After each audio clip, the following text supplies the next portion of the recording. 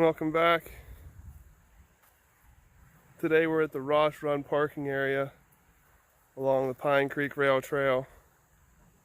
It's about mile 40 as far as it goes. As far as along the trail, it's about mile 40. The 40-mile marker was about maybe a tenth or two south of here towards Canoe, give or take. This is the little canoe launch area that's here. We're situated maybe 2 miles out of Canoe, give or take. A couple miles from Slate Run, so basically in between Slate Run and Canoe. Like I said, mile marker 40 is just, I guess, south of here. It's along 414.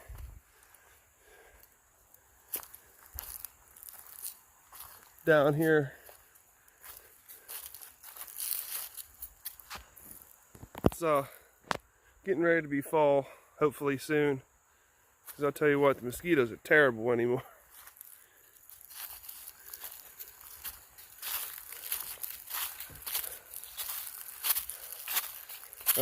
Not that long ago, there was some flooding that happened.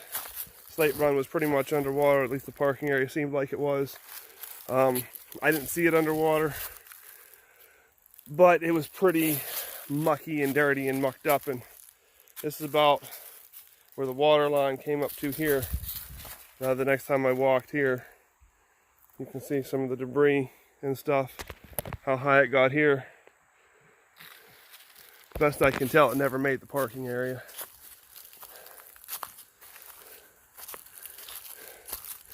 We basically made it to like right in there.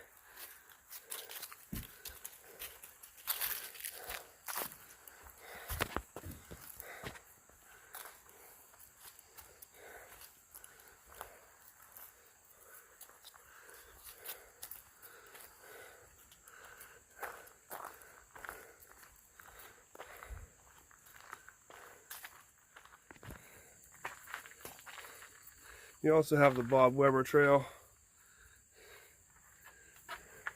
right across from here.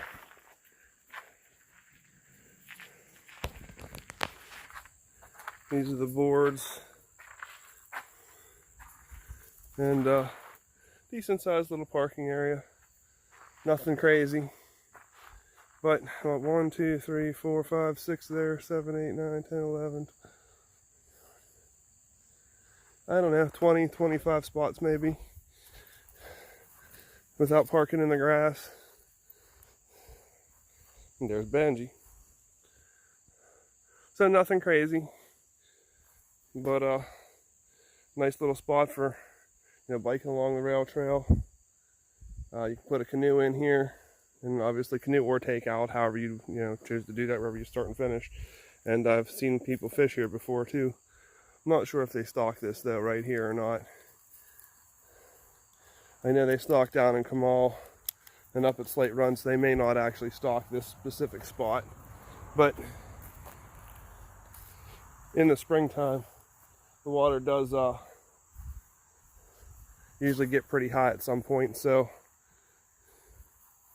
I would imagine they get around pretty good and end up down here from Slate Run. I mean, I guess depending on the season, but both seasons I've been here, it's gotten pretty wet in the springtime to a certain degree.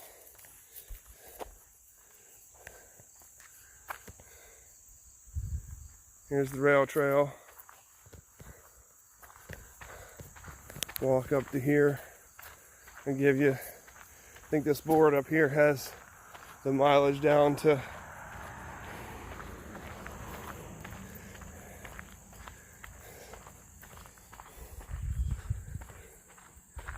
everything. Rosh Run access area.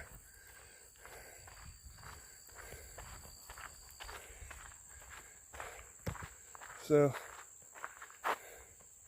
from Kamal's Comfort Station, it's 2.6 miles, which is on the other side of the town. If you're heading south, it's on the outside of town. Slate Run's 4.5, so Yeah, Slate Run's a little bit further, and then you have Black Walnut Bottom and Tomb Flats, which are both campgrounds down that way. Then Waterville is 10.5 miles. I'm assuming that's down to the parking area. That's heading up towards Slate Run. This way back down towards Canoe. And then to get over here,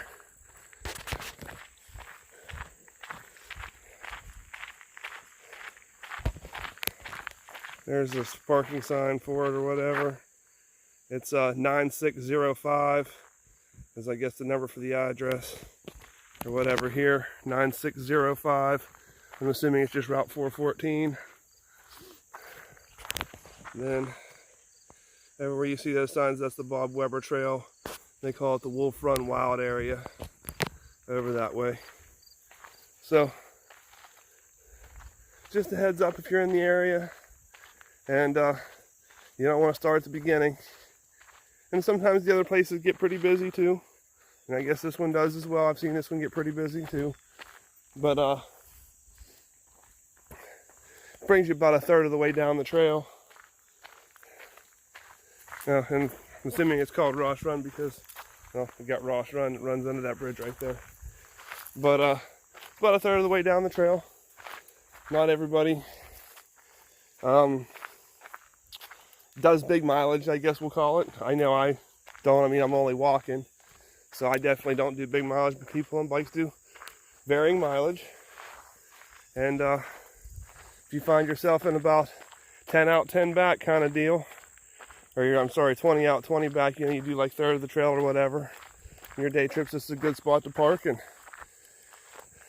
you know what I mean, explore the next section, or if you're just looking for a spot to fish or put in for your canoeing or kayaking or whatever, or, I mean, heck, I've even seen people just floating on inner tubes, you know what I mean. It's really cool along this because you can just do that from one section to another, and then you have this trail to walk back.